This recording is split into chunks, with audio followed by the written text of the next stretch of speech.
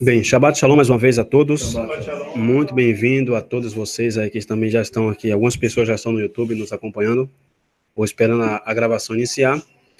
E o tema de hoje na verdade, é mais vamos dizer assim, é um contraponto contra os antimissionários. Esse estudo que eu estou fazendo normalmente assim, temático, né, já umas 4 semanas, é sobre respondendo aos antimissionários, né? As acusações deles de que Yeshua não é o Messias, as acusações de que o Novo Testamento é algo inválido, né, com respeito à nossa crença.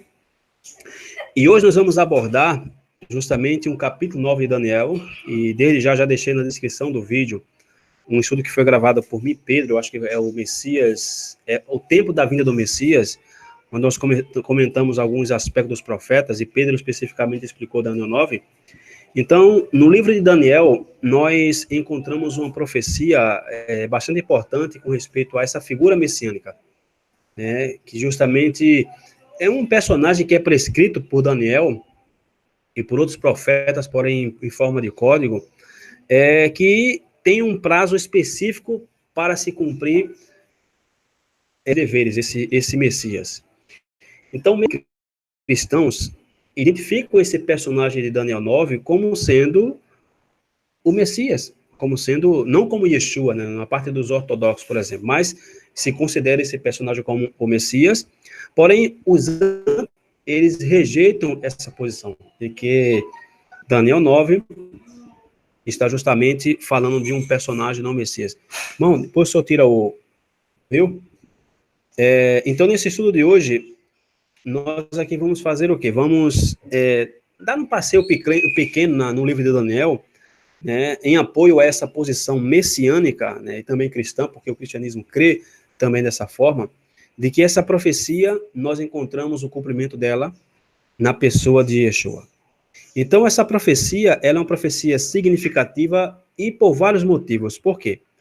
Porque essa profecia, ela também vai nos ajudar a identificar o momento da vinda de Yeshua. E, mais uma vez, já temos um estudo gravado sobre esse tema, o tempo da vinda do Messias, está na descrição do estudo de hoje, do vídeo.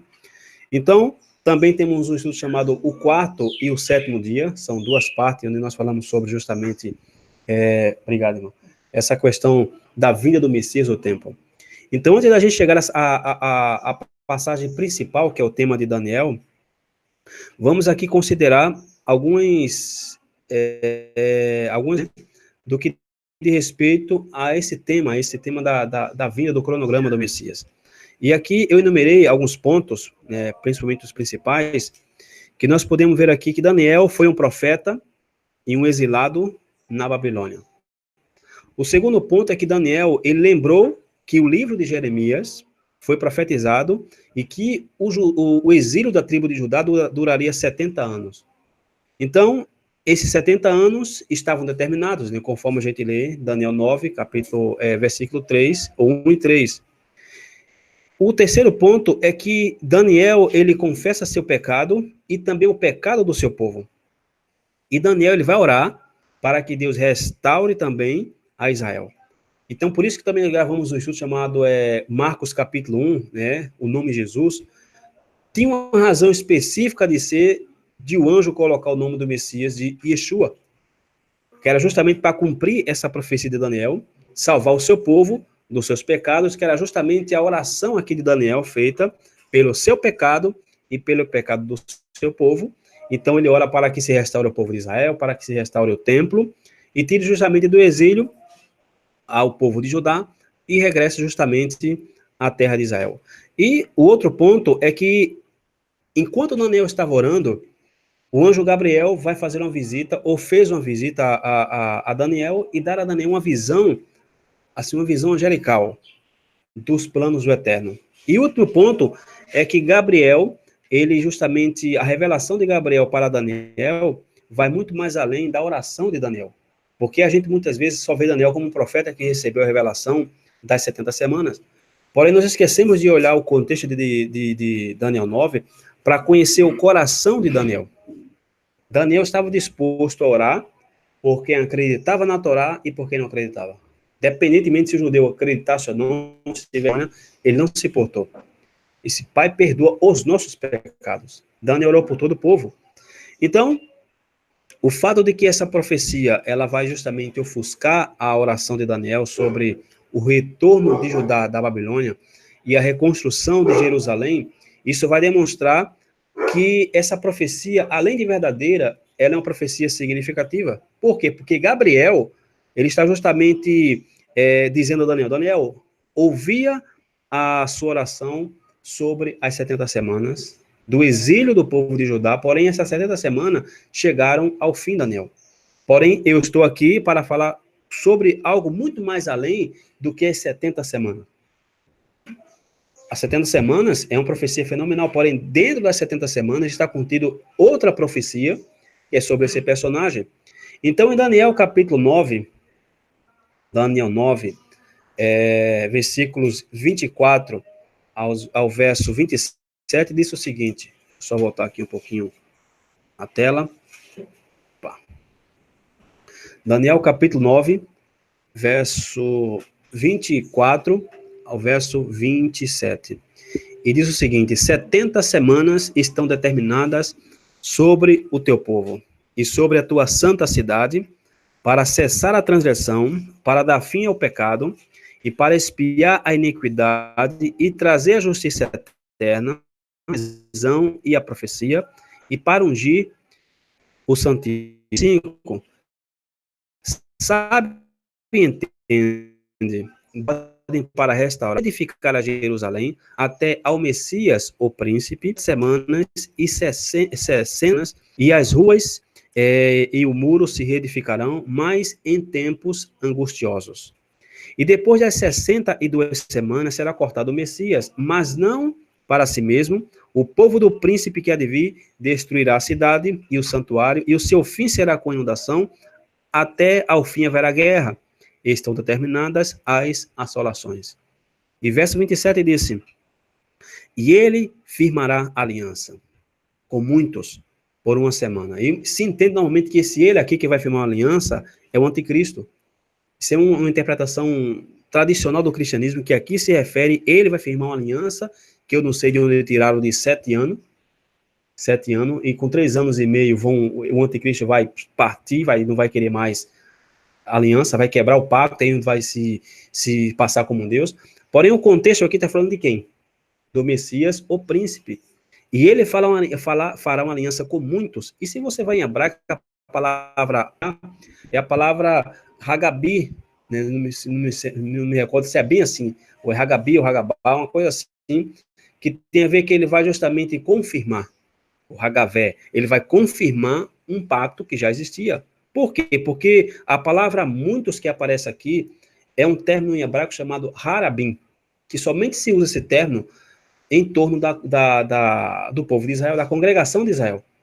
Ele fala um pacto com muitos. Quando o Messias fala que esse é o sangue do Novo Testamento derramado por muitos, é o mesmo termo que se utiliza aqui. E disse a metade do versículo: e na metade da semana fará e a abolição. E sobre a asa das abominações virá o assolador, isto é, a consumação, e o que está determinado será derramado sobre o assolador. O que é que nós vemos aqui? Ou seja, vemos aqui várias coisas que podemos considerar. E a primeira coisa é quando a passagem que fala de semanas, ok? E provavelmente fala aqui de uma semana de 7 anos, que pelo que todo mundo aqui que conhece um pouco da profecia, já está careca de saber. Então, 70 semanas seria um período de 7 setes de anos. Então, praticamente, todos os comentaristas da Bíblia, incluindo comentaristas judeus, incluindo um deles chamado Rashi, estão de acordo com esse fato aqui, que são números referentes a 7. Então, quando a gente somamos 70 semanas, que não é de Daniel, é de Israel, foi dado, é a mesma coisa, dizer, a lei de Moisés. As 70 semanas não é de Daniel, são 70 semanas para Israel, porém dada através de quem? De Daniel. Então, a gente vê aqui que são 70 semanas, ok? Se a gente soma 70 semanas, nós vamos chegar justamente a um período de quantos anos? Exatamente, 490 anos. Então, qual é a profecia aqui? Ou seja, que esse arcanjo Gabriel, ele está revelando aqui que haverá um período de 490 anos em que 6 coisas vão acontecer durante esses 400 anos e 90. E quais são, irmão Marlon, essas 6 coisas que irão acontecer? E eu numerei aqui algumas delas, que é justamente o seguinte, que para justamente, deixa eu ver se eu coloquei aqui certo. Ok. Não coloquei, mas vou citar aqui, que é para terminar a transgressão, para pôr fim ao pecado, para expiar a iniquidade, trazer a justiça eterna, selar a visão e a profecia e ungir o lugar santíssimo. Então, vamos passar por cada um desses tópicos aqui, que são 6, ok? Um pouco mais à frente, para a gente concluir. Porém, agora vamos discutir aqui o cronograma da vinda da profecia, que é justamente o miolo dessa profecia aqui, não é tanto as 70 semanas. Até porque já sabia que era 490 anos, não tinha nada de novo. Porém, o miolo do assunto aqui é sobre esse personagem, ok? Essa profecia está relacionada com o ungido, com esse Messias, ok? Então, como eu falei, existem centenas e centenas de interpretações diferentes, tanto comentaristas cristãos, messiânicos, judeus, que procuram o tema, porém, cada um divididos de acordo com seus queridinhos intérpretes. Os judeus têm alguns rabinos, o cristianismo tem, por exemplo, os famosos pais da igreja, e por aí você vai. Então, primeira coisa aqui, que quando começam as 70 semanas?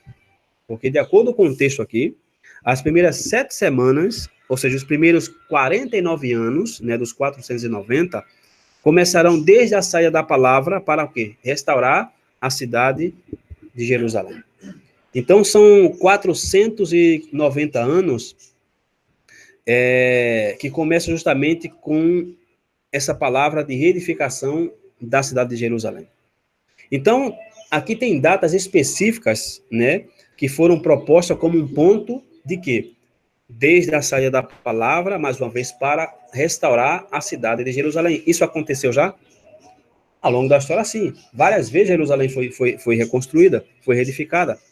Agora, algumas dessas coisas que eu enumerei aqui também são o seguinte, nessa questão de reedificação de Jerusalém. Temos o decreto de Ciro, em 538 antes do Messias, em 2 Crônicas, capítulo 36, e Esdras, capítulo 1.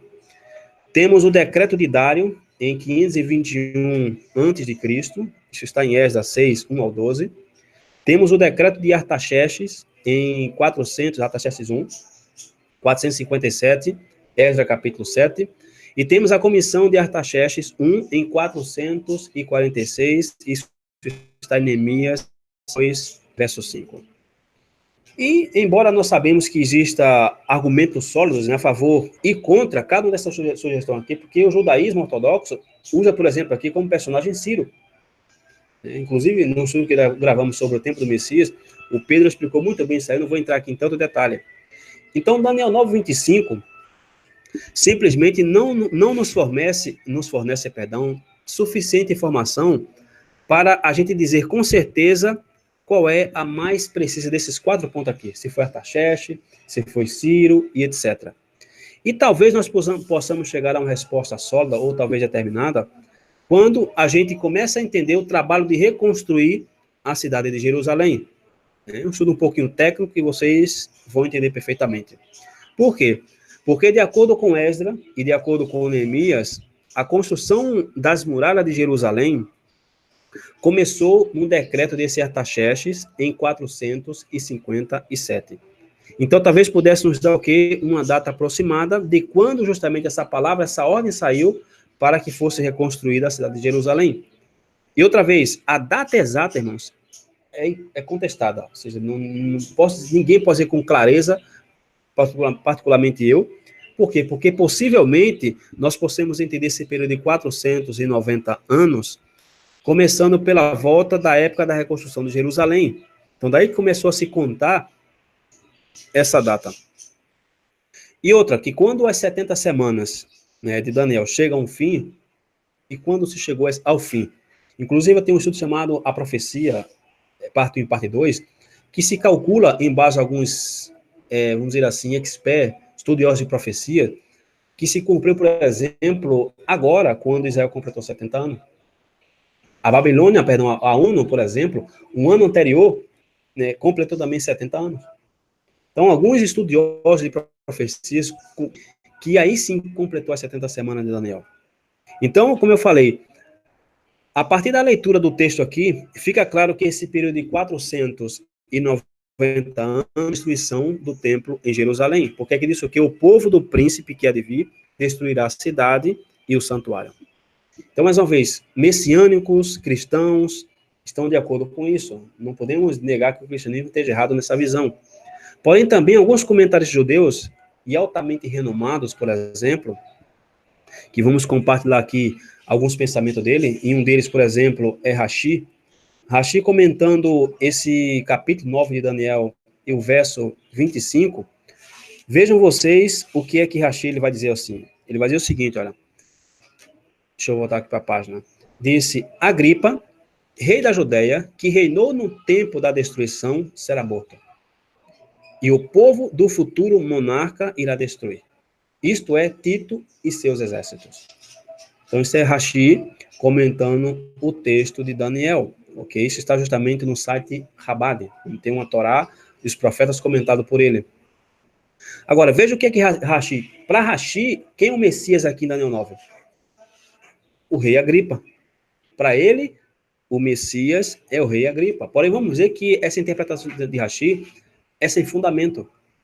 E não estou aqui me colocando a um nível superior de Rashi, porque eu não chego nem aos pés, em termos de estudo, porque Rashi era um homem super estudioso, um homem culto, porém, ele interpretou Ciro por quê? Porque ele não queria colocar um personagem como Messias, porque ele sabia que havia um grupo de cristãos que acreditavam justamente nessa profecia como sendo o Messias. Então, o rei Agripa. Então, Rashi não quis colocar o Messias, por exemplo, como Messias divino ao qual o cristianismo cria. É como, por exemplo, a elaboração dos 13 princípios de fé do judaísmo. Sabe por que foi elaborado esses 13 princípios de fé do judaísmo? Não foi porque não existia, porque antes os judeus não tinham princípio de fé? Será que o judeu não sabia o Shema? Claro que sabia. Agora, por que Maimônides criou 13 princípios de fé? Porque existiam os cristãos que estavam, os judeus que estavam se assimilando ao cristianismo, e para não crer no que o cristianismo acreditava com respeito ao Messias divino, criou justamente os 13 princípios de fé do judaísmo. Porém, se ele criou, é porque não existe, ou não existia. E se não existia, é porque existia outro conceito antes de Rashi, antes de Maimônides. Né, que isso é outro tema sobre a divindade do Messias e quem é Yeshua, que nós temos gravado vários estudos. Então, a primeira coisa que temos que notar aqui é que esse rabino chamado Rashi, um rabino francês, ele está identificando aqui o ungido, ok, como Agripa, no tempo da destruição do templo, no ano 70. E o segundo ponto aqui é que ele também interpreta a destruição da cidade e do santuário como referência a esse mesmo evento sobre o general romano Tito. Então, quando os principais comentaristas judeus, entre eles Rashi, Maimônides, os mais famosos, eles não pensam, ou não pensaram, por exemplo, irmão, que essa profecia tem algo a ver com Yeshua. Não concebia na mente deles. Por quê? Porque não queriam se assimilar ao cristianismo. Porém, nós não podemos descartar Daniel 9 como sendo uma profecia assim, como Pedro fala, de peculiar, uma peculiar interpretação, uma particular interpretação. Porque o texto é claro que tem que se referir a uma pessoa específica, porque se fala de eventos com datas específicas relacionados com o povo de Israel, ok? Então, eles estão de acordo com os messiânicos e cristãos, porém, 2 pontos só aqui. É que as passagens têm claras implicações messiânicas, é óbvio, e que os 490 anos de Daniel concluem com a destruição do segundo templo. Isso aí, judeus e cristãos estão andando lado a lado nessa interpretação aqui. Porém, temos aqui outro problema. Por quê? Porque não só temos comentaristas messianos, cristãos e judeus concordando sobre a conclusão desse período de 70 semanas ocorrendo com a destruição do templo, etc., porém temos um outro grupo, que são os antimissionários, que rejeitam completamente o Novo Testamento e Yeshua, e eles dizem coisas diferentes. E tem um site que se chama, uma organização proeminente antimissionária do judaísmo, que eles afirmam, por exemplo, o seguinte, ou seja, eles estão interpretando Daniel 9, ok? Isso é uma organização antimissionária, judeus antimissionários, e vejam o que, eles vão afirmar com respeito à destruição da cidade e do santuário em Daniel 9. Diz o seguinte, refere-se às legiões romanas de Vespasiano e Tito, que destruíram Jerusalém. E aqui está a referência, judeus pelo judaísmo, Daniel 9, uma verdadeira interpretação bíblica. Então, está bem estabelecido que todos os lados, seja judeu, cristão, messiânico, ateu, seja lá o que for, que 70 semanas de Daniel terminam com a destruição do segundo templo no ano 70. E o terceiro ponto, irmãos, é que alguns adventos com essa profecia de Daniel são significativamente importantes e ocorrem dentro desse período de tempo. Ou seja, incluindo atos como, por exemplo, fazer expiação pelo pecado. Porque se o judaísmo crê, ou parte, né, como Rashi, que esse ungido significa era o rei Agripa, então ele está dizendo que um rei pagão, um gentio, faria expiação pelo povo santo. Então, só nesse ponto, nós já vemos a interpretação rabínica nesse ponto aqui, já sem nexo. Por quê? Porque, em quarto lugar aqui, de acordo com o versículo 6, disse que um ungido, isto é, o Messias, seria cortado. Ou seja, aqui seria morto dentro desse período de tempo aqui. Agora, veja que interessante, que em toda a Bíblia, irmão, em todo o Antigo Testamento, essa frase de morte, ou seja, não aparece a frase, por exemplo, da morte. Por exemplo, os textos em hebraico que mencionam essa palavra, marca justamente como uma execução, não marca como uma morte assim que morreu. Porque morrer, todo mundo vai morrer. Agora, existe tipo de morte, morte por execução, morte por extermínio. E o texto, por exemplo, que aparece em Êxodo, capítulo 31, verso 14, ouçam vocês o que é que vai dizer. Êxodo, capítulo 31, Êxodo 31, verso 14, diz o seguinte: portanto, guardareis o sábado, porque santo é para vós. Aquele que o profanar, certamente morrerá, porque qualquer que nele fizer alguma obra, aquela alma será eliminada do meio do seu povo. Então, qualquer que seja a dificuldade de interpretar que existem, com esse texto aqui, ou seja, aqui existem 4 pontos que são claros aqui com respeito à morte. Por quê? Porque, mais uma vez, os antimissionários, eles vão tentar desviar, ou tentam desviar, esses pontos aqui, que são pontos centrais, ou seja, com pequenas divergências. Vamos usar o termo assim, divergências teológicas. Sobretudo sobre os anos que são aqui, por exemplo, divididos segundo eles. Agora, eles simplesmente não podem argumentar, irmão, contra a mensagem principal da passagem. E, mais uma vez, eu vou fazer referência a esse homem que, para mim, é um dos messiânicos mais, vamos dizer assim, mais conhecedor da fé messiânica, chamado Dr. Michael Broom, é um teólogo americano, e veja na linguagem semítica dele, o que é que ele vai dizer, esse doutor? Ele diz o seguinte, ó: todas as outras questões e problemas são pouco secundárias, quase como as chamadas disputadas feitas por um árbitro, no decorrer de um jogo que, em última análise, não tem impacto sobre o resultado desse jogo. A pontuação final não é contestada, nem é contestado que o melhor time venceu.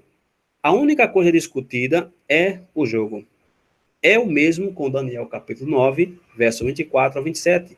O resultado final é claro, o Messias veio e trouxe a expiação final antes do segundo templo ser destruído, independente de alguns dos detalhes controversos da interpretação textual. Dr. Michael Broom, respondendo às objeções judaicas e a Jesus. Ele está justamente é um livro. Esse doutor Michael Broom, ele tem muito livro assim provando que Yeshua é o Messias. Pena que quase todos os livros dele estão em inglês. Eu tenho alguns fragmentos do livro dele em espanhol, que é muito rico o que esse cidadão aqui fala.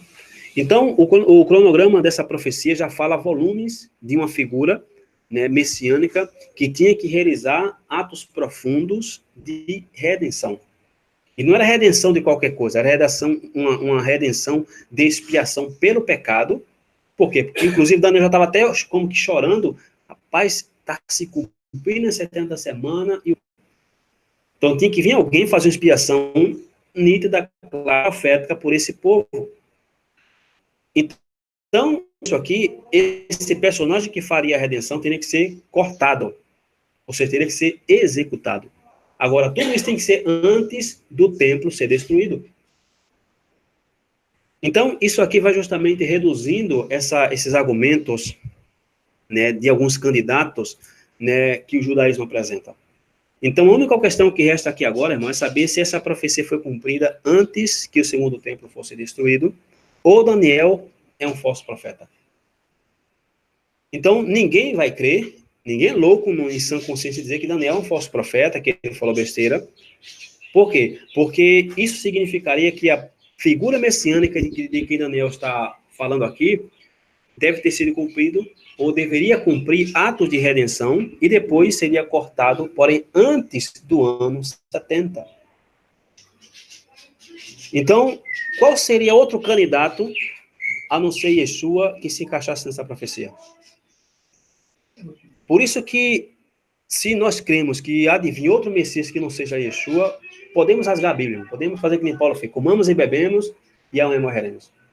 Por quê? Porque quem vai provar que é da tribo de Judá, tem sangue real, se não tem registro genealógico? Qualquer pessoa pode dizer, qualquer judeu hoje pode dizer assim, eu sou o Messias. Ok, mas como, filho? Vai me provar como? Por que não apareceu nenhuma dizendo que era judeu, que era o Messias? Não é a tribo de Judá que está lá? Não é a tribo de Davi? Por quê? Porque existe um padrão que tem que ter um registro. É um ditado que seja no judaísmo que papelzinho fala. Como é que eu vou provar? Eu sou a mesma coisa. Eu sou o doutor Marlon. Ok, eu sou o doutor Marlon. Doutor renomado, ok, mas cadê as suas credenciais? Dizer que é doutor, ok. Aí até que você prova o contrário, você não entra aqui. Você tem que ter a credencial, seja onde você for entrar, para você poder entrar, ter acesso. Agora, se tratando de salvação, vai chegar um personagem e dizer, olha, eu sou o Messias de Israel. Ok, filho, mas quantos já não apareceram dizendo isso? Inclusive, desde a época de Yeshua. Então, o único candidato que se encaixa nessa profecia é Yeshua. Agora, dentro do cronograma aqui, da qual esses eventos eles tinham que acontecer, como essa profecia foi cumprida assim de maneira exata? Então, vamos aqui analisar aqueles pontos que falamos, os 6 pontos. Primeiro, tinha que se cumprir, tinha que terminar, por fim, a transgressão. Ok? Isso tinha que acontecer.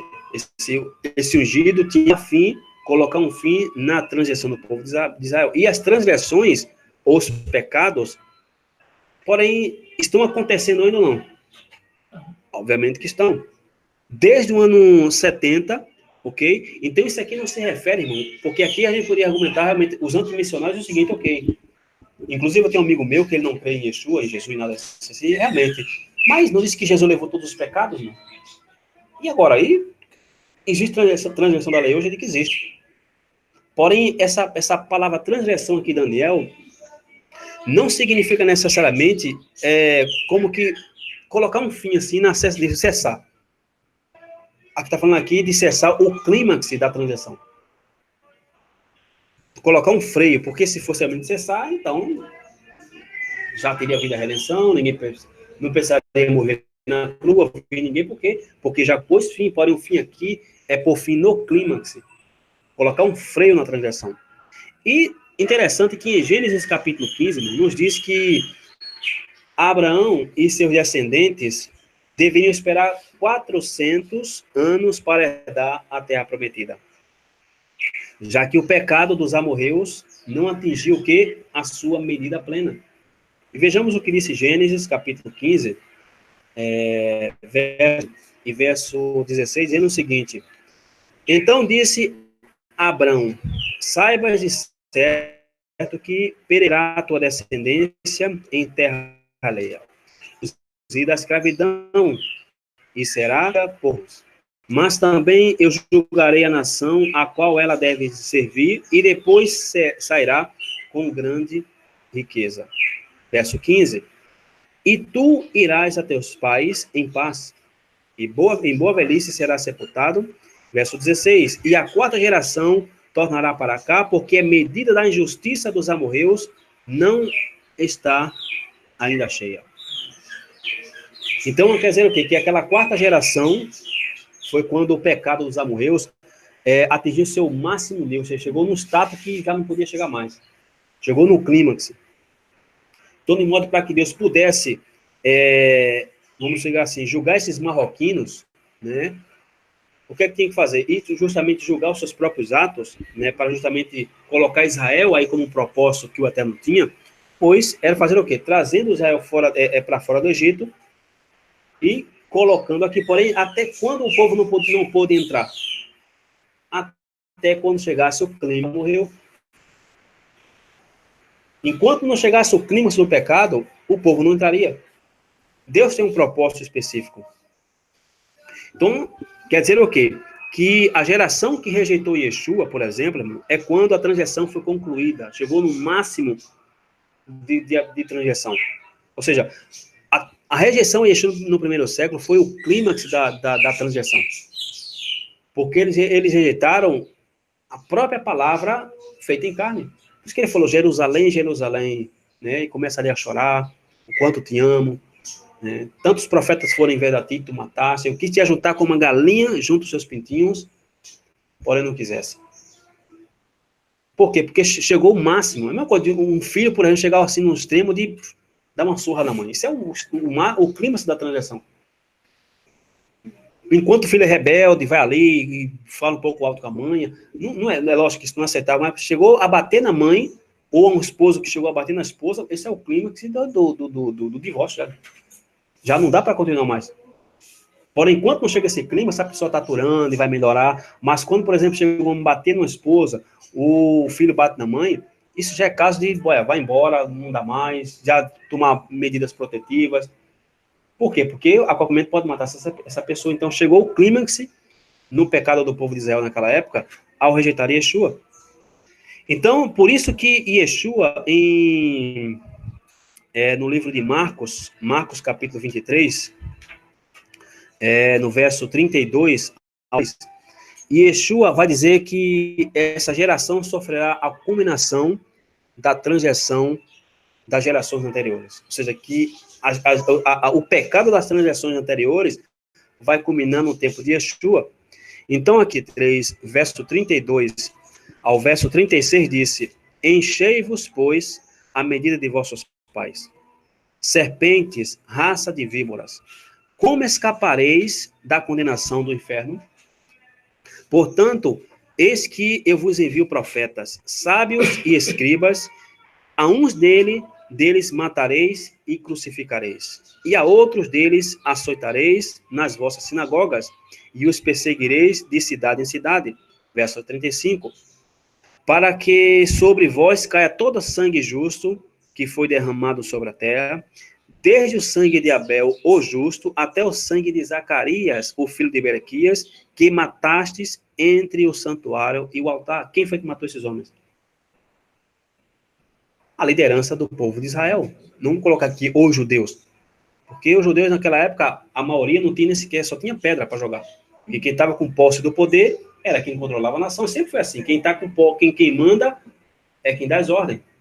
E disse o verso 36, em verdade vos digo que todas essas coisas hão de vir sobre essa geração. Nesse pagamento de hoje, nós estamos passando, também seriam frutos de todas as transgressões que o mundo vai ter que pagar também? Exatamente, irmão. Inclusive, hoje, o mundo colhe justamente o fruto de rejeitar a Torá.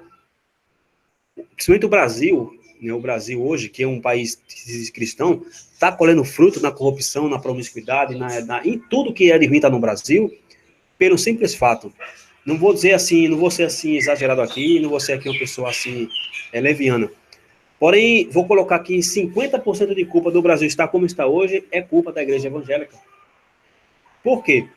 Porque qual é a principal doutrina do cristianismo? Jesus é amor, que ele veio salvar, te arrepender dos pecados, porém que você é livre. Você não precisa guardar a lei. Porque se você guarda a lei, você está voltando à escravidão. Porém, veja que contradição. Eles estão orando agora, fazendo jejuns, campanhas, oração, etc., para que o Brasil seja um país familiar, um país que gira em torno da família. Porém, como se o que vai justamente dar base a uma família, para ser uma família certa, uma família que guarde princípios bíblicos, é simplesmente a lei de Deus. Porque a lei do eterno é que justamente vai me dar base para que eu seja um bom pai, para que eu seja um bom filho. Inclusive, se você quer saber como amar o próximo, não é o Novo Testamento que vai te ensinar. É o livro de Levítico, capítulo 20, 21 e 22. Principalmente o 21 e 22, que se fala de leis civis de amor ao próximo. Então, como é que eu posso justamente pedir que hoje haja mais amor no Brasil, se o que justamente vai me dar amor ao próximo é a palavra de Deus? Que o povo está rejeitando. Que é o que o povo rejeita. Então, por isso que o Brasil hoje está pagando as consequências, e também parte do mundo, de rejeitar a lei de Deus. Agora, aqui nós acabamos de ler o quê? O Novo Testamento. Por exemplo, missionários vão fazer o quê? Vão ridicularizar. Não, o Novo Testamento não serve para nós. Ou seja, que a citação do Novo Testamento, para nós, irmãos, é necessária. Para nós e para qualquer pessoa. Porque se a gente quer saber o que aconteceu no primeiro século, pois temos que recorrer ao Novo Testamento. Por quê? Porque o texto que vai detalhar a vida, a obra, né, de Yeshua principalmente, é o Novo Testamento, que vai justamente ser comprovado, vai ser comparado às profecias de Daniel, capítulo 9. Agora, se Yeshua e o Novo Testamento, irmãos, que estamos aqui examinando, né, ou seja, precisa ser citado, precisa ser justamente falado, contrário, né, a justamente o que diz os outros missionários, então nós não poderíamos, por exemplo, examinar a profecia. Por quê? Porque o segundo ponto aqui, dos 6 pontos que falamos anteriormente, uma das funções desse ungido de Daniel 9 é dar fim aos pecados, ou ao pecado. Okay? Essa é uma das funções desse ungido, por fim ao pecado. Então, isso nos fala de quê? Quem que colocou fim ao pecado? O clímax no pecado. Falamos também da obra expiatória do Messias. Tanto é que os judeus oram justamente por isso, para que seja apagado a expiação do povo de Israel. Tanto é que em Yom Kippur, o que é que eles fazem? Se isso já foi pago, como dizem os rabinos, alguns, já no tempo passado, pelos justos, então por que em Yom Kippur eles simbolicamente pegam uma galinha, simbolizando justamente uma expiação, que é o que se faz justamente em Yom Kippur. Porque se já foi expiado, já não tem mais transação, já foi cumprido, então não tem por que eu fazer esse ritual. Então, justamente, o que nós vemos aqui, dar fim ao pecado, justamente ao Messias, a sua morte expiatória, que é o significado de Deus de maneira assim precisa, decisiva, de lidar com o pecado da humanidade.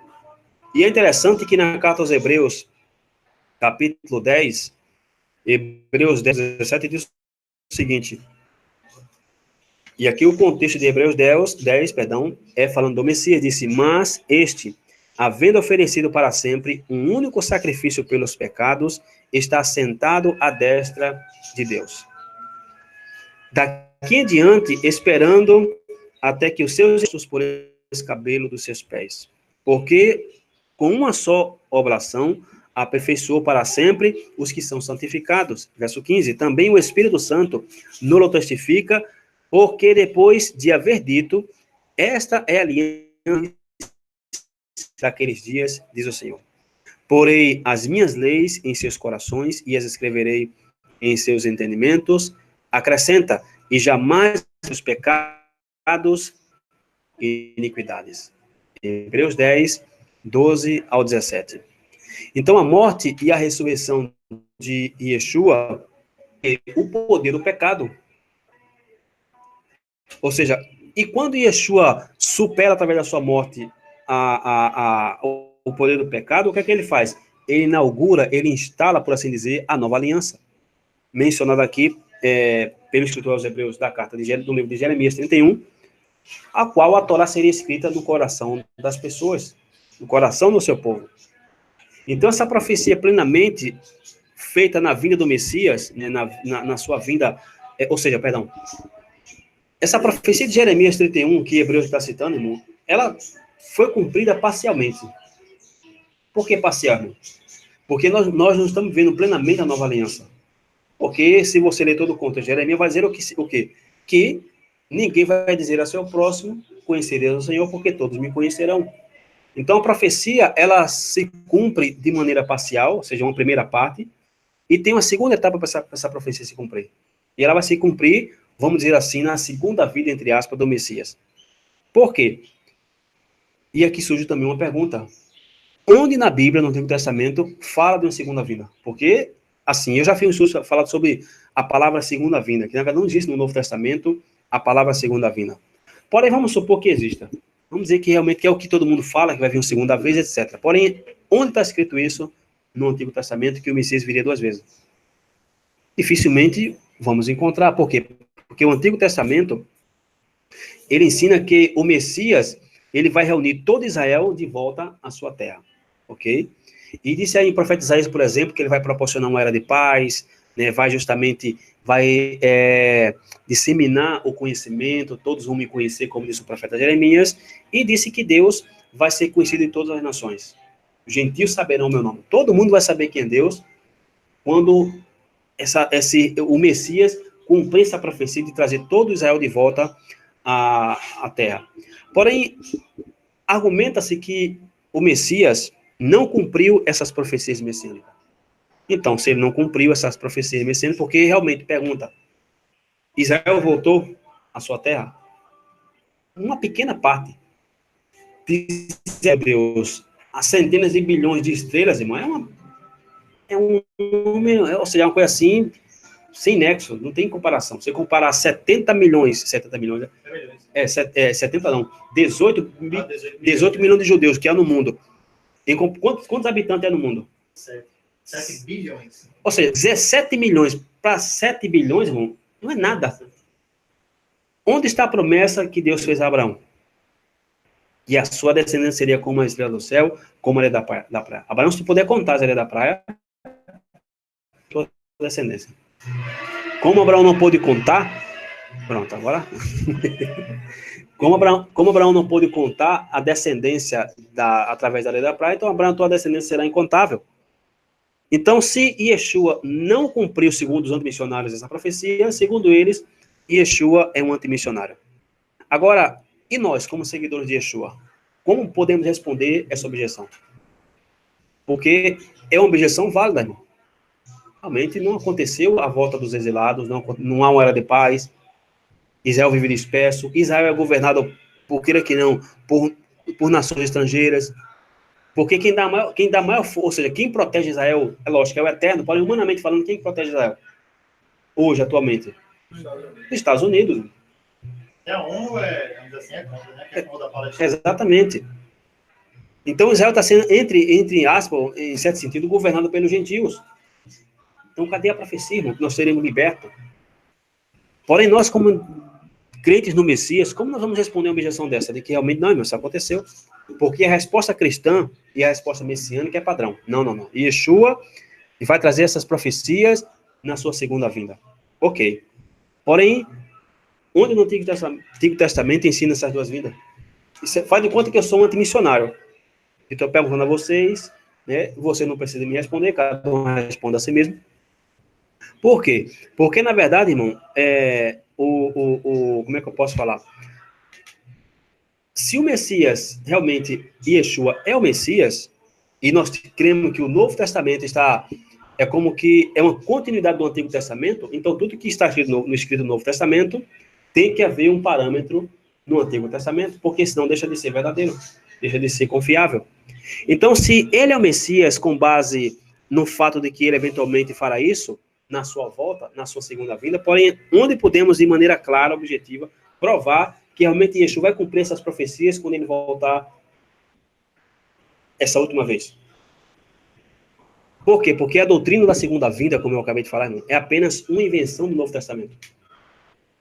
Ou, perdão, não vou dizer que é uma invenção. Vou falar em forma de pergunta. É uma invenção ou tem base no Antigo Testamento? Não vou dizer a segunda vez, vou colocar a volta do Messias, porque ele veio e voltou, e vai voltar. Onde podemos encontrar essa base no Antigo Testamento? Você ia falar o quê, irmão? Bem, não tem de maneira clara. Não tem assim, porque o povo está muito mal acostumado a querer o versículo, as palavras, as letrinhas, tudo assim. Eu voltarei 2 vezes. Porém, em Provérbios 25, se eu não me engano, fala o seguinte, que a glória de Deus está em quê? Em cobrir o tesouro. E a honra do rei está em descobri-la. A Bíblia é como se fosse um tesouro, irmão. Temos que procurar. Temos que cavar. É mesmo você procurar água. Você tem que cavar, você tem que... É mesmo você procurar ouro. Você tem que ir ali, garimpar e fazer um monte de coisa, um trabalhão, para você encontrar uma pedrinha. Então, se a Bíblia fala que a Torá é mais desejável do que o ouro, então a palavra de Deus é um tesouro impressionante que precisamos escavar até achar justamente o tesouro limpo.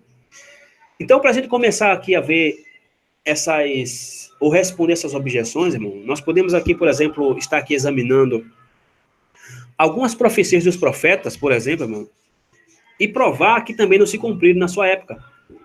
E aí nós podemos argumentar contra os antimissionários, ok. Então esses profetas são falsos? Porque muitos desses profetas, e podemos aqui usar um exemplo dele de Jeremias. Vamos usar aqui Jeremias como base, porque Jeremias, ou seja, muito do ministério de Jeremias, irmão, foi o quê? Foram profecias relativas. Em que, irmão? Em que sentido? Ou seja, que se esperava que Deus realizasse essas profecias e que reunisse os exilados da Babilônia. Esse era um pensamento de Jeremias. Jeremias tinha um pensamento e profetizou que Deus iria reunir os exilados da Babilônia. Então, aqui em Jeremias, capítulo 20, Jeremias, versos 4 ao 7, diz o seguinte. Jeremias 24, verso 4 ao verso 7, disse: Então veio a mim a palavra do Senhor, dizendo: Assim diz o Senhor, o Deus de Israel: Como estes bons figos, assim também conhecereis aos de Judá, levados em cativeiros, os quais enviei deste lugar para a terra dos caldeus, para o seu bem. Então veja que tudo que Deus faz, irmão, é para o bem. Tudo. Pode ser o que vai acontecer na nossa vida, pode ser que agora um tsunami aqui, uma pedra que caiu aqui, perdemos tudo. Tudo é para o nosso bem. Tudo. Não existe nada para o mal. Se eu, como pai, vou dar uma correção no meu filho para o bem dele, ou uma correção no meu filho, é para o bem dele. É a mesma coisa eu sair na rua e de repente na rua, eu vou embora aqui agora do Shabat, e quando eu saio na rua e vem um carro desenfreado, e eu vejo que Felipe está no meio da rua, eu digo, rapaz, agora o que é que eu faço? Então eu dou um puxavanco em Felipe, porém desloco o braço dele. Isso causou uma dor terrível nele. Porém foi para o mal dele? Não. Foi para o bem dele. Tudo o que acontece na nossa vida é para o nosso bem. Por isso que a gente não pode estar reclamando, que passando isso. Por quê? Porque tudo tem um propósito. Tudo de nos aperfeiçoar, de nos melhorar, de mudar o nosso caráter, de mudar o nosso pensamento, a maneira em que a gente tem justamente de depender das coisas. Tem gente que fala assim, eita, eu não vivo sem um emprego. Tem um emprego ou meio de fome. Eu não digo nem pessoas ímpias, pessoas crentes que conhecem a Bíblia. Vocês vão morrer, gente. Ou seja, como que a sobrevivência dele depende do trabalho. Porém, o trabalho é somente um meio que Deus utiliza para me abençoar. Porém, ele pode usar qualquer coisa. Ele pode usar o que usou para o profeta Elias. Elias morreu de fome? Não morreu. Elias trabalhava depois que começou a fugir? Não. Mas Deus proveu para Jeremias. Então, o trabalho é somente um meio. Deus tem vários meios de trazer o alimento para a gente. Vários meios.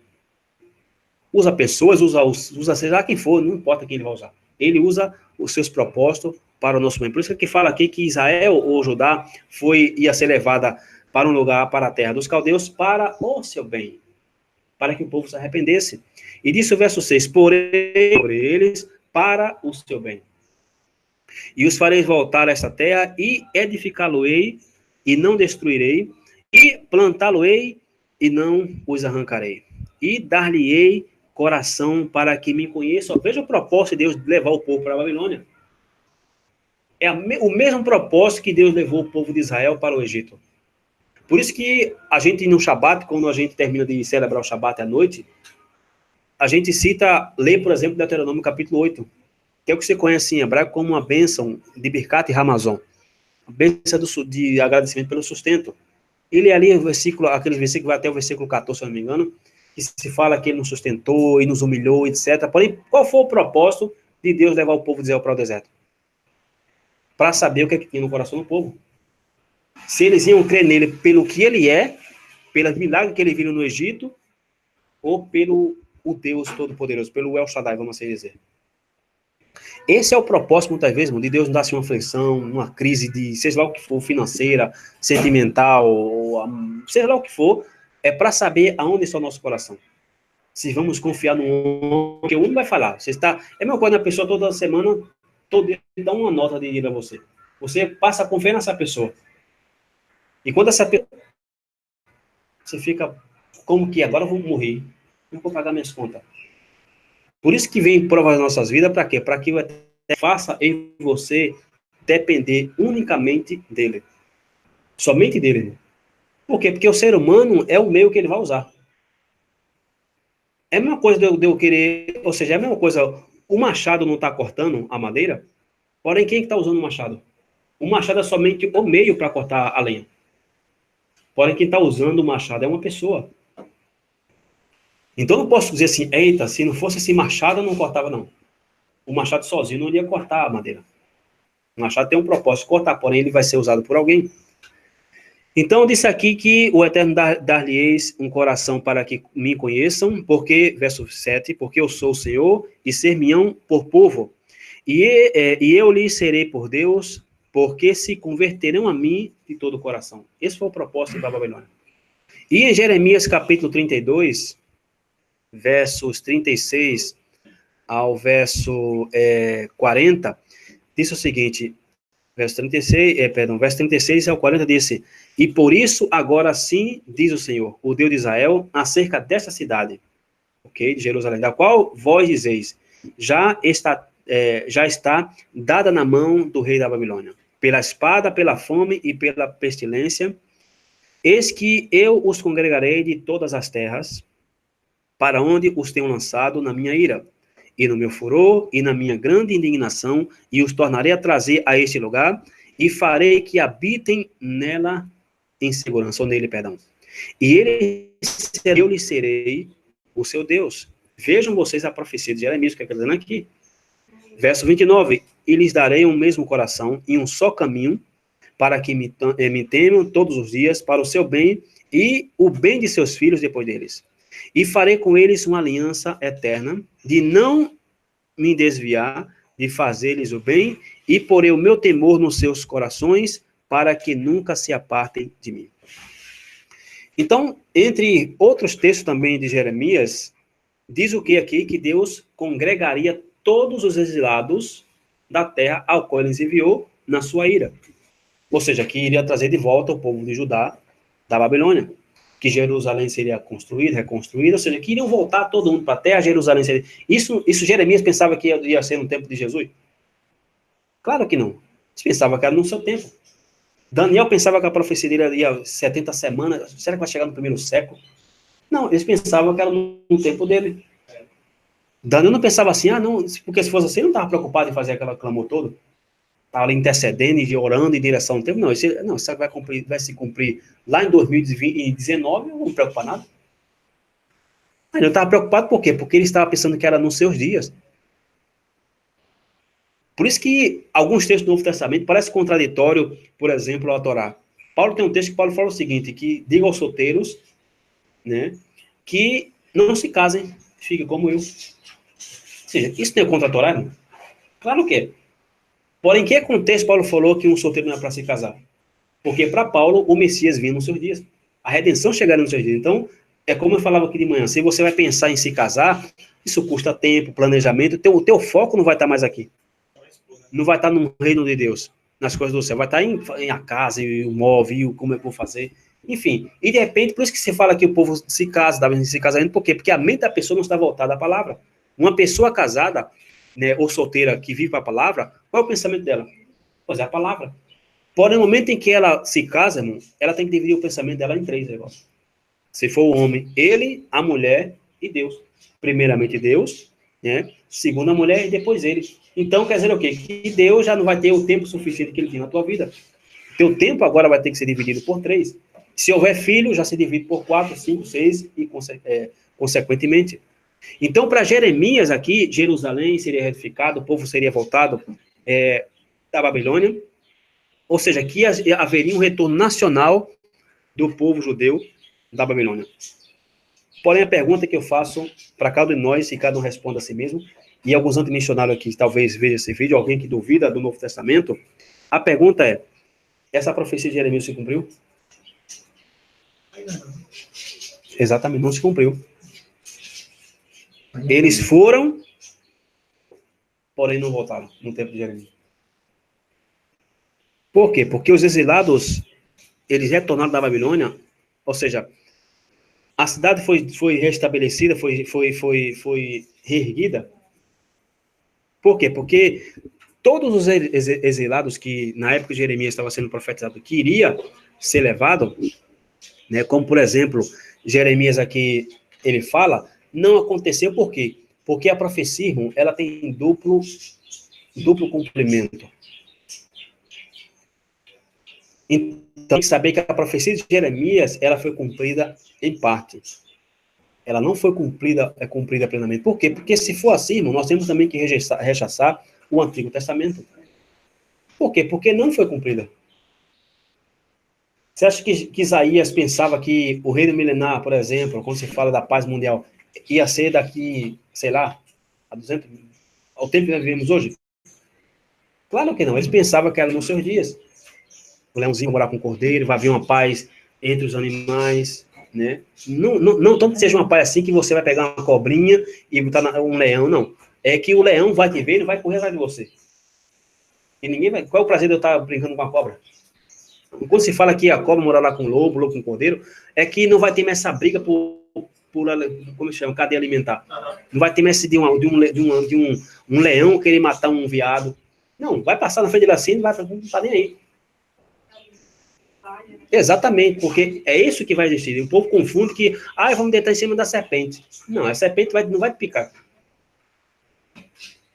Inclusive, um missionário que conheço ele fala que diz assim, o Messias já veio para ter paz. Como é que diz que vai ter paz que Israel continua em guerra? Eu disse, meu filho, a profecia é para o futuro. Ela ainda vai se cumprir. Ele disse, mas ele já veio? Eu digo, mas vai se cumprir?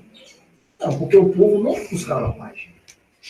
Um outro missionário disse para ele, fez, como é que vai haver paz ainda que o Messias, você diz que o Messias já veio? Ela já para ter paz. Eu disse, essa profecia é para o futuro, amigo. Não é para agora. Exatamente. Então, irmão, Jeremias falou que Jerusalém seria reconstruída e nunca mais seria destruída. Pergunta, o que foi destruído no ano 70? Então, Jeremias é um falso profeta, se for usar o pressuposto do Novo Testamento. Que Yeshua não cumpriu certas profecias. Jeremias também não cumpriu a dele também. Porque no ano 70 foi destruída também Jerusalém. Essa futura repetição é quando todo mundo se vê em Jerusalém. Né? Sim. Quando tiver... o cumprimento da profecia é quando Yeshua voltar. Eu sei. E quando todo mundo tiver justamente, Jerusalém estiver reinando sobre todas as nações. Jerusalém, como fala Zacarias, será a capital do mundo. Aí sim vai se cumprir. Porém, Jeremias profetizou mais uma vez que a terra nunca mais haveria disperso. Que o povo iria retornar e nunca mais sairia de lá. Pergunta, foram exilados ou não foram? Atualmente o judeu vive em que exílio? O exílio de Roma. Então, mais uma vez, Jeremias é um falso profeta? Claro que não, irmãos. Então, se a gente vê, por exemplo, Esdra, vemos Neemias, que são justamente os que relatam a reconstrução, o retorno dos judeus, né, a Israel, da Babilônia, etc. Ou seja, a gente vê um remanescente de pessoas regressando. Não viu todo Israel regressar. Porque muitos não quiseram voltar da Babilônia. E se fizeram ricos, milionários, vai fazer o quê naquela cidade que não tem nada, cheia de pedra? É como hoje, muitos judeus não querem regressar a Jerusalém. Por quê? Porque são multimilionários nas nações. Tem muitos que moram nos Estados Unidos, por exemplo, né, que já tem um bairro ali no Brooklyn. Exatamente. Então, muitos não querem por quê? Porque realmente Israel, em certo sentido, para quem é de lá, é uma terra limitada. Em termos assim, vamos dizer, em termos de dinheiro, porque se fala muito sim da tecnologia israelense, mas os cientistas israelenses vivem onde? Na América Latina. Os maiores criadores de filme, né, o criador do Facebook, Mark Zuckerberg, tantos famosos, aí, gente importante, vivem na América. Por quê? Porque a América é o berço justamente do dinheiro. Então, na época da Babilônia, não queriam regressar alguns por conta da riqueza que havia lá. Se fizeram rico, próspero, fazer o que em Jerusalém? Tem que levar pedra nas costas. Então, ele justamente fala, Neemias, apenas de um retorno de um remanescente. Ok? Agora, isso aqui, irmãos, não se encaixa no quadro que a gente esperamos ver, o que Jeremias falou. Uma nação voltando a Deus, sendo temente a ele e amando ele de todo o coração. Jeremias profetizou isso. Porém, isso não aconteceu.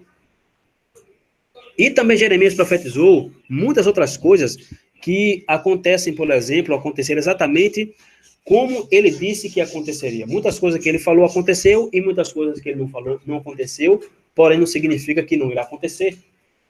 Existe o duplo sentido da profecia. E uma delas, justamente, é que Jerusalém seria destruída. Isso aconteceu. Ok? Porém, a de Jerusalém nunca mais ser destruída, ser reconstruída nunca mais, não aconteceu. Por quê? Porque no ano 70 foi destruída novamente. E no capítulo 29, Jeremias capítulo 29, versículo 10, diz o seguinte, disse, porque assim diz o Senhor, certamente que passados 70 anos em Babilônia, vos visitarei e cumprirei sobre vós a minha boa palavra, tornando a trazer-vos a este lugar. Então, Jeremias não é um falso profeta. Ele foi testado e provado, ou seja, na verdade, ele simplesmente estava profetizando algo que talvez ele não sabia que tinha duplo sentido, duplo cumprimento. Mas o que nós fazemos a respeito de todas essas profecias que parecem que realmente foi cumprida de maneira parcial? Por quê? Porque Jeremias estava o quê? Exagerando? Aquele que falou demais. Outro ponto, irmão, que não está aqui no estudo, é porque a gente vai se lembrando das coisas e acaba um estudo de 1 hora indo para 4. Porque outro ponto interessante é que a Bíblia proíbe, por exemplo, sacrifícios fora do templo. Ah, Jesus não é o Messias e achou porque foi morto fora do templo. Ok. E Deus não aceita sacrifícios fora do templo. E o sacrifício do que o profeta Elias fez? Não foi fora do templo? E por que Deus aceitou? Inclusive respondeu, foi tão que lambeu água. Ou seja, o argumento só vale para Yeshua, não vale para o profeta Elias? Então Jeremias, ou seja, o profeta Ezequiel também, ele foi um profeta que viveu cativo da Babilônia, quando Deus falou exatamente a Jeremias do retorno de Judá à terra de Israel. E Ezequiel disse que Jerusalém seria reconstruída e o povo moraria em paz e o povo iria morar em segurança, ok? Então, Ezequiel, capítulo 40 ao 48, se vocês lerem depois, ele fala de quê? De um incrível, ou seja, de um novo templo. Ele fala justamente que no templo vai existir, vai trazer cura. Aquele que fala em Apocalipse 22. Ter sacrifício, vai ter sacerdote. Apocalipse 22 fala o seguinte, que as nações receberão cura. Por quê? Porque Jeremias está calculando isso a partir do milênio. Que quando esse templo for instalado outra vez, vai sair cura para as nações.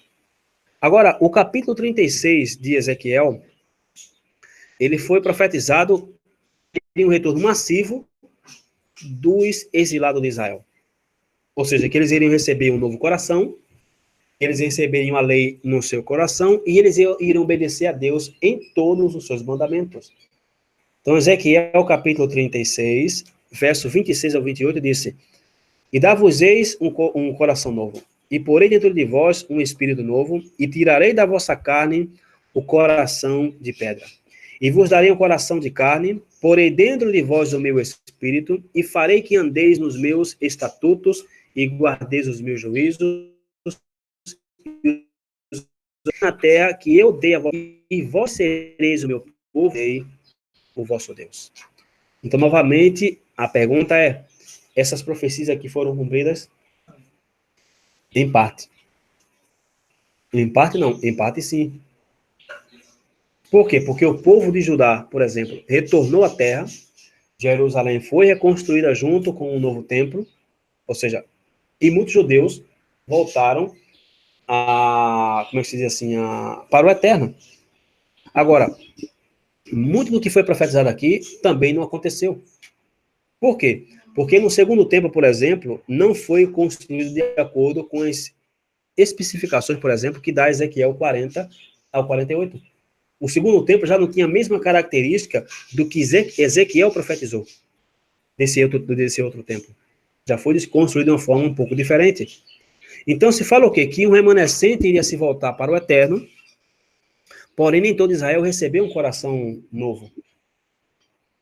Andaria nos seus mandamentos. Pergunta, os judeus hoje, o judaísmo hoje, anda plenamente na Torá e na lei de Moisés? Lógico que não.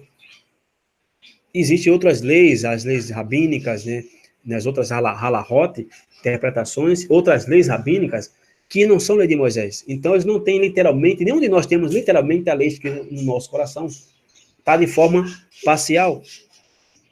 Então, cristãos, é interessante que Israel, hoje, porém Ezequiel profetizou que haveria um tempo de paz, no seu tempo de paz, e um tempo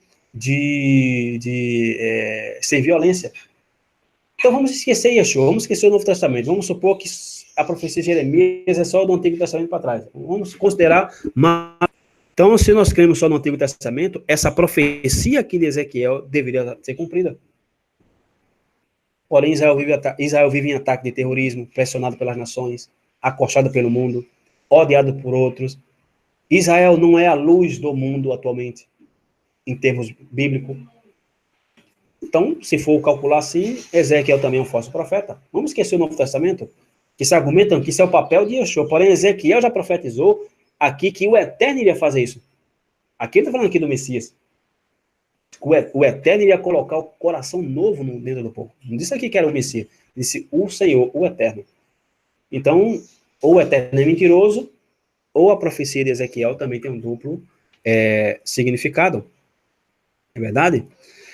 Então, nós podemos também lembrar dos discípulos de Yeshua, né, com um sentimento assim semelhante. Por quê? Porque depois que Yeshua abriu a mente do povo, do seu povo, por exemplo, dos seus discípulos, para entender a Escritura, principalmente aqueles dos caminhos de Emaú, com respeito à sua morte, com respeito à sua ressurreição, eles começaram a entender a profecia, porque eles ficaram assim: rapaz, nós pensávamos que ele era o Messias. Porém, quando Yeshua começou a explicar aos profetas e o duplo significado que tinha as profecias, o que é que eles ficaram? Ficaram maravilhados. Como que, uau, agora sim nós entendemos que tu és o Messias. Por quê? Porque foi explicada a profecia, porém duplo significado. Então, Yeshua simplesmente abriu o coração deles, abriu seus olhos e explicou justamente que a profecia, ela tem um duplo sentido, não somente literal, assim, vai cumprir hoje aqui e agora, não. Pode se cumprir hoje, em parte, e pode se cumprir amanhã, a outra parte. Então, em Atos capítulo 1, versículo 6, disse o seguinte, que se haviam reunido, perguntaram-lhe, dizendo: Senhor, restaurarás tu neste tempo o reino a Israel? Então, vejam vocês o que é que os discípulos estão perguntando aqui. Yeshua: Senhor, restaurarás tu neste tempo o reino a Israel? E a resposta de Yeshua foi o quê? Não. Verso 7 disse: E disse-lhes: Não vos pertence saber os tempos ou as estações que o Pai estabeleceu pelo seu próprio poder. Ou seja, aqui, em outras palavras, isso acontecerá, porém, não no momento agora. Vocês vão ter que esperar.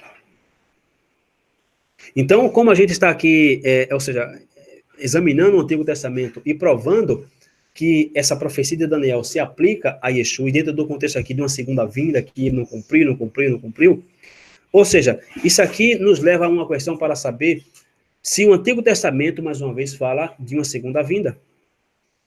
De maneira clara, assim, óbvia.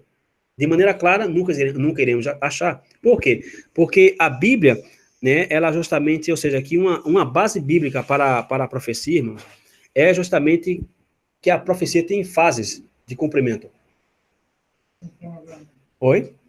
Exatamente, por isso que o nome do estudo é o cronograma da vinda do Messias. Por quê? Porque existe fase das profecias. Existem coisas que acontecem de pedacinho, até justamente chegar ao determinado lugar. E como eu anotei aqui, que enquanto essas profecias de Jeremias e Ezequiel foram inauguradas depois que o povo judeu retornou do exílio da Babilônia, ainda estamos aguardando o seu completo cumprimento. Então, da mesma forma, nós como, não vou usar esse termo messiânico, porque messiânico é como se a gente tivesse outra religião. Nós como crente no Messias, e querendo obedecer os seus mandamentos, e os cristãos, acreditamos que o trabalho do Messias também tem duas fases. Duas fases de preparação. Ou seja, que a primeira fase do Messias qual é? Lembrando que, exatamente, ou seja, a primeira função do Messias é de ser o quê? Uma função sacerdotal. O Messias, e só existem dois personagens na Bíblia que têm duas funções. Melquisedeque e Yeshua. Ao mesmo tempo são rei e sacerdote. Melquisedeque era rei e ao mesmo tempo sacerdote. E Yeshua ao mesmo tempo é rei e ao mesmo tempo é sacerdote. Então, Yeshua foi profetizado para vir, como Pedro aqui falou, como um servo sofredor, como um servo de Isaías 53, né, cuja morte faria expiação pelo pecado do seu povo. Isso foi cumprido por Yeshua em sua primeira vinda. O que o povo não entende, como o irmão Carlos aqui falava, com a questão da paz. Temos que saber que a primeira vinda do Messias é como Mashiach ben Yosef, não é como rei. Por quê? Porque, incluso no judaísmo, há um debate no Talmud a respeito de dois Messias, aparentemente contradizendo Daniel e o profeta Zacarias. Um profeta fala que o Messias vai vir como o filho nas nuvens dos céus, e outro fala que ele vai vir como montado numa jumenta. Então, em qual Messias vamos crer? No de Zacarias ou no de Daniel? Então, os rabinos, vendo essa aparente contradição que não é, entenderam o seguinte, bem, se nós somos dignos, o Messias virá como o filho do homem nas nuvens dos céus. Se não, virá montado num jumento. Pergunta, foi digno o povo de Israel? Claro que não. Então se cumpriu a profecia de Zacarias, porque ninguém pode me dizer que aquela profecia de Zacarias é uma profecia alegórica. Falando de uma profecia em torno, e veja que em torno da profecia de Zacarias, não falando de Judá e de Efraim. E exatamente de uma multidão de pessoas, e exatamente quando Yeshua entra em Jerusalém montado no jumento, existiu uma multidão de pessoas clamando: Rei nas alturas, Hosana, Hosana, Hosana. Pode imaginar esse... Porque não tinha vindo, né? Imagine hoje, em pleno século XX, em Jerusalém montado no jumento lá. Exatamente. Vamos colocar até um cavalo. Vamos colocar vindo num jumento que já... Vamos colocar no cavalinho, que é uma coisa... Um cavalo. Porque, vocês, esse é o Messias? Ou seja, vão repetir a pergunta de Elias. És tu Messias ou temos que esperar outro? Porque, segundo nosso pensamento, um rei governante, um rei vindo montado numa porcaria dessa daí, sozinho. Então, irmãos, Yeshua tem sua primeira função como servo sofredor, como sacerdote. A primeira função do sacerdote era fazer o quê? Expiação pelo pecado, era intermediar entre ele e o povo. Ok? E a segunda fase inclui justamente a vinda do Messias ben Davi, que é quando justamente o Messias vai incluir o início de era de paz, uma paz mundial, por exemplo, será cumprida por Yeshua em sua segunda vinda, porque, primeiramente, para se haver paz, o que é que você tem que ter primeiro? Então, como é que ele vai trazer paz, se não a guerra? Porque se já existe paz, eu vim trazer paz para vocês. É a mesma coisa você está na igreja, tua esposa está de um lado e você do outro. Vem um profeta e fala assim, o homem e a mulher, mulher, digo para ti que o teu varão está preparado. Deus está preparando o teu, assim, o teu marido. Mas, ou seja, se for uma pessoa como eu, seu irmão, eu já tenho mulher, ou seja, já sou casado. É desmoronado. Diz, irmão, assim, minha esposa é aquela ali, ó. Já faz 20 anos que eu tô com ela, não sei que Deus vai matar ela assim, tirar dessa vida. Porque até agora já tô com ela, aquela ali, ó. É mesmo que eu chegar aqui para você assim, irmão, Deus vai dar a tua. Sim, irmão, mas eu já tenho. Então, será que nesses tempos, né, que essas profecias de Jeremias, também no tempo do Messias, no seu retorno, é quando essas profecias de Ezequiel, de Jeremias, é profecias que vão ser cumpridas.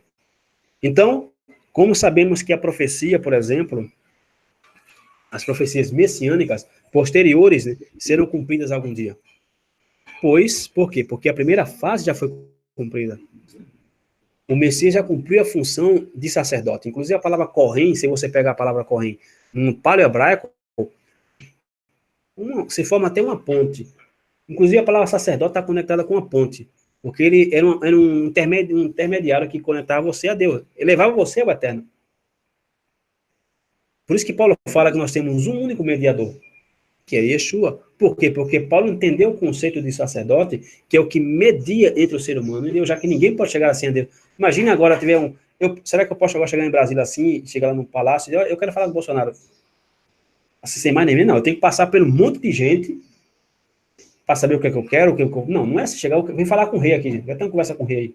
Não, você tem Bacora, ele sabe quem você é.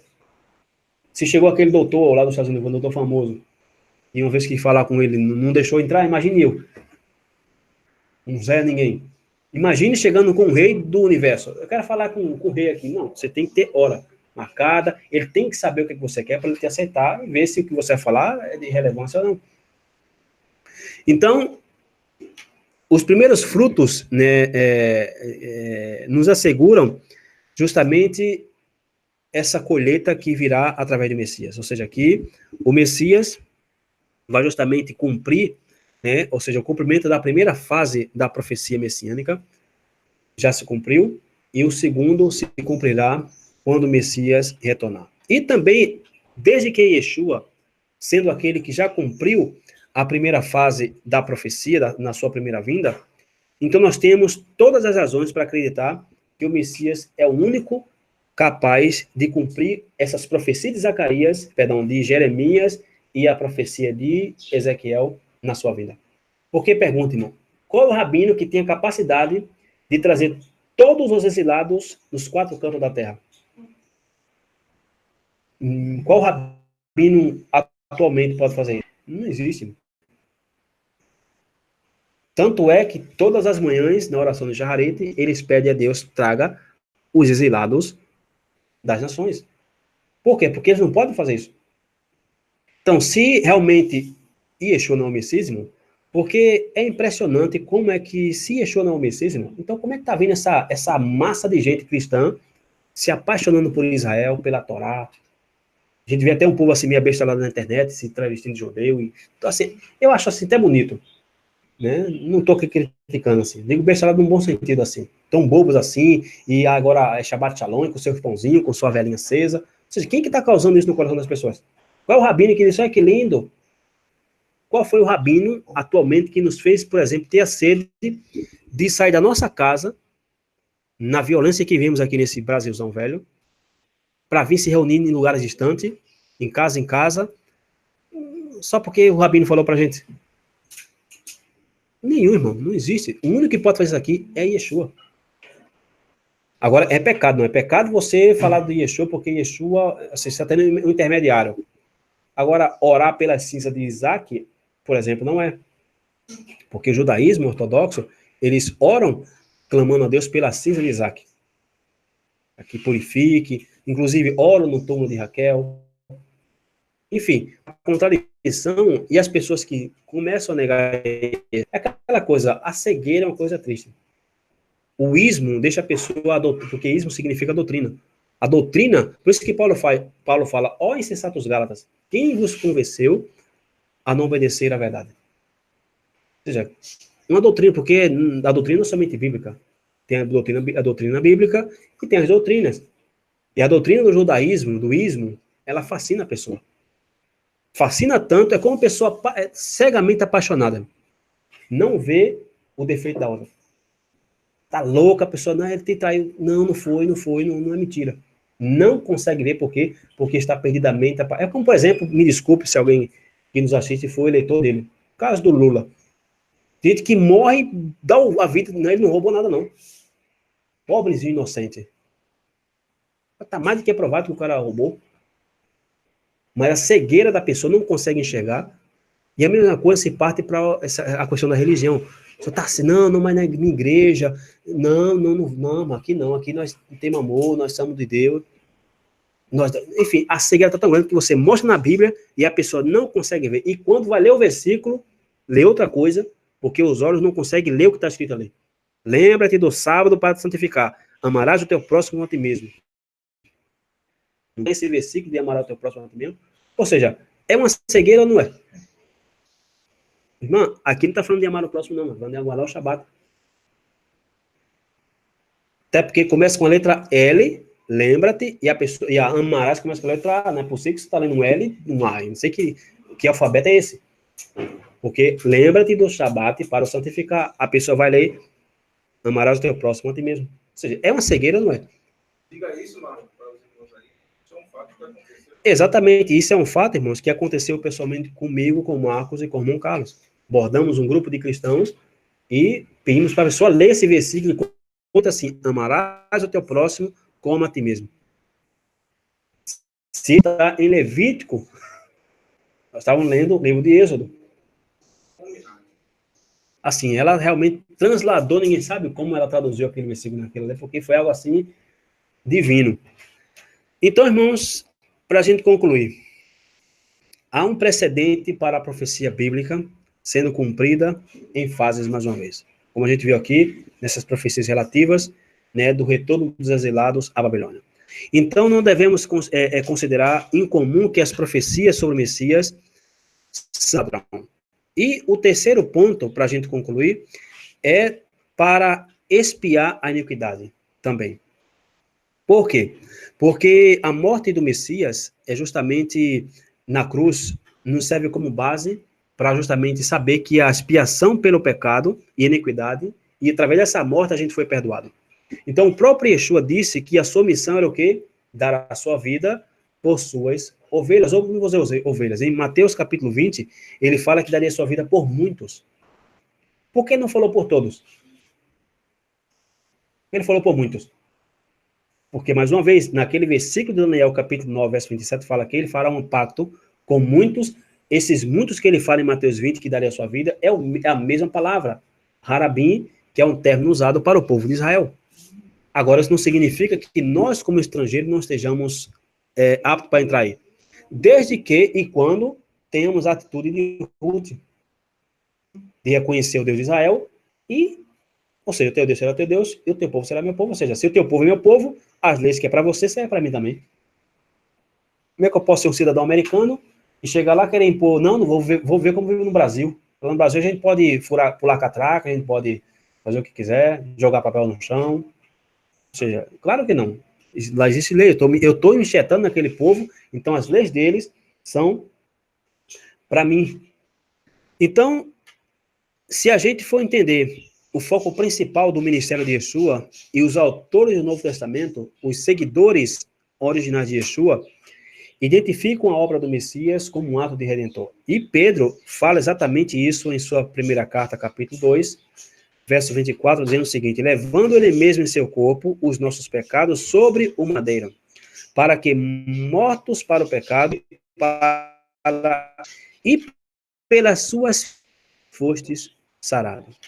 1 João 2,2 disse: e ele é a propiciação pelos nossos pecados. E não somente pelos nossos, mas também pelos de todo mundo. Veja que aqui não fala por todo mundo, pelos de todo mundo. Por que pelos de todo mundo? Porque em todo mundo havia judeus dispersos. João aqui está falando aqui do povo que vivia naquele momento ali e também os que viviam fora daquele momento. Aqui no contexto aqui não fala que ele espiou o mundo inteiro, porque só assim ele espiou o pecado de Hitler também. Dos pais da igreja, dos padres da Inquisição. Não, disso aqui, mas também pelos de todo mundo, ou seja, dos que estão espalhados nos 4 cantos da terra. E em Hebreus capítulo 9, verso 12, disse, nem por sangue, nem por bodes de bezerros, mas por seu próprio sangue, entrou uma vez no santuário, havendo efetuado salvação, ou redenção. Então, essa profecia central em Daniel também foi uma parte central do ministério de Yeshua. Ou seja, tudo que Daniel falou, até aqui, está se encaixando com o que Pedro fala, com o que alguns autores do Novo Testamento também falam. E o quarto ponto é que o Messias iria fazer o quê? O ungido de Daniel. Iria trazer a justiça eterna. Então, ele traria o quê? A justiça eterna. E, novamente, isso nos fala de quê? Da obra do Messias na cruz, que é justamente a inauguração da nova aliança, né, que vai escrever a Torá em nosso coração. E na carta aos Romanos, capítulo, Paulo escreve o seguinte, Romanos 5,17, porque se pela ofensa de um só, a morte reinou por esse, muito mais os que recebem a abundância de graça e do dom da justiça reinarão em vida por um só, Yeshua, o Messias. Em 1 Pedro, capítulo 2, verso 24, diz, levando ele mesmo em seu corpo os nossos pecados sobre o madeiro, para que, mortos para o pecado, pudéssemos viver para a justiça e pelas suas feridas fosse sarado. Segundo aos Coríntios 5, 21, disse, aquele que não conheceu o pecado, o fez pecado por nós, para que nele fôssemos feitos justiça de Deus. Ou seja, será que Paulo estava inventando isso aqui, feito justiça de Deus? Porque qual é uma das funções do servo, do ungido de Daniel? Trazer a justiça eterna. Então, a morte do Messias na cruz é justamente a base pela qual essas promessas aqui penetram em nossa realidade. Ou seja, que nos dá certeza de que nós estamos no caminho certo. E o segundo ponto, o quinto ponto, para a gente já chegar ao final, é que uma das funções daquele ungido de Daniel, capítulo 9, é que ele tem que selar a visão e a profecia. O que significa selo? O selo se colocava, ou seja, se colocava justamente nos rolos, principalmente, né? Ou seja, o selo valida justamente uma carta, confirma aquilo que você fala. Qual é o selo de Deus? O seu nome. Eu sou o Senhor, eu sou o Eterno, ou seja, é o selo dele. Ele colocou o selo na sua palavra, você está dando validade à sua palavra, que foi ele que falou. Então, o selo é o que vai dar confirmação àquilo que nós estamos tendo em mão. Ou seja, que a vinda do Messias selaria ou validaria as visões e profecias do Antigo Testamento. Por isso que em Apocalipse fala que o espírito da profecia é Yeshua. Então, significa o quê? Que se o Messias não viesse, quando foi profetizado que ele deveria vir, que era justamente no primeiro século, antes da destruição do segundo templo, então as visões e as profecias do Antigo Testamento seriam, portanto, invalidadas. Por quê? Porque existem profecias no Antigo Testamento que não se cumpriram até hoje. Ou seja, então, se o Messias não viesse selar a visão, né, dar credibilidade a essas profecias, realmente, quem é que crê nas profecias? Se não tivesse ninguém para dar validade. Então, os antimissionários, aqui eles vão encontrar o quê? Um dilema. Ou as pessoas que não creem em Yeshua, tem esse dilema na mão aqui. Ou o Messias chegou antes da destruição do segundo templo, ou os profetas que falam sobre a vinda do Messias são falsos profetas. E, para concluir, o sexto ponto da profecia de Daniel é que o ungido tem que ungir o lugar santíssimo. E, mais uma vez, comentaristas cristãos, os messiânicos e etc., todos eles postulam, né, essas duas possíveis interpretações. Por exemplo, que a primeira é que se refere a um templo espiritual, que ele vai ungir o templo espiritual. Ok? Ou seja, que os seguidores do Messias Yeshua, eles vão se tornar o quê? Uma morada santa para Deus. E é interessante por quê? Porque esse conceito, irmãos, o apóstolo Paulo já dizia também. Em Efésios capítulo 2, verso 19, diz o seguinte, Efésios 2, 19 ao 22. Assim que já não sois estrangeiros, nem forasteiros, mas concidadãos dos santos e da família de Deus. Edificado sobre o fundamento dos apóstolos e dos profetas, de que Yeshua Messias é a principal pedra de esquina. Verso 21, no qual todo edifício bem ajustado cresce para templo santo no Senhor, no qual também vós juntamente sois edificados para a morada de Deus em espírito. Então, muitas pessoas também sugerem que se refere à consagração do templo no milênio. Enfim, existe uma base de um monte de argumentos com respeito a esse ungir o lugar santíssimo. Porém, o mais provável, irmão, para nós, ou seja, esse templo é o templo de Ezequiel, também, vamos dizer assim, de Ezequiel capítulo 40 ao 48. Porém, também isso pode, por exemplo, se encaixar no que mais uma vez vai dizer esse doutor Michael Broom, acho que é assim que se pronuncia o nome dele, um judeu messiânico nos Estados Unidos, que ele escreveu justamente em seu artigo chamado Respondendo às Objeções Judaicas a Jesus, né, o seguinte: se todos os evangelhos, Daniel, capítulo 9, verso 24 a 27, tivessem que ser cumpridos antes do ano 70 da Era Comum, então Jesus deveria ser a figura central e ungida, envolvida em seu cumprimento, trazendo redenção e perdão a seu povo. Se os eventos mencionados no texto foram parcialmente cumpridos antes do ano 70 da Era Comum, e só atingirão o seu cumprimento total no final desta era. Então, isso também só pode ser interpretado com referência a Jesus, já que é somente através do que ele realizou antes do ano 70 do ano 70 que os eventos culminantes desta era ocorreram. Ou seja, que isso aconteceu quando o Messias veio, de ungir, né, o lugar santíssimo. Então, em conclusão, irmão, enquanto essa passagem aqui de Daniel 9, 24 a 27 pode ser difícil e confusa para muitos, que realmente, por isso que existem, os adventistas gostam muito de Daniel, né? Ou seja, você pode falar qualquer profeta, não falou de Daniel, não serve para o adventista. É Daniel e Apocalipse. Não quer saber de Jeremias, não quer, é só Daniel. Por isso que existem várias interpretações sobre Daniel, porque realmente é uma profecia que não é tão fácil de se entender. Até porque profecias é você dar tiro no escuro. Em certo sentido, por quê? Porque você tem que esperar as coisas acontecer para você saber o que aconteceu, se é verdade ou não. Então, nós podemos aqui chegar à conclusão, né, com 3 coisas, por exemplo. 3 não, vou colocar aqui 6 argumentos aqui para a gente concluir sobre, ou 6 resumos do que nós estudamos aqui. Por quê?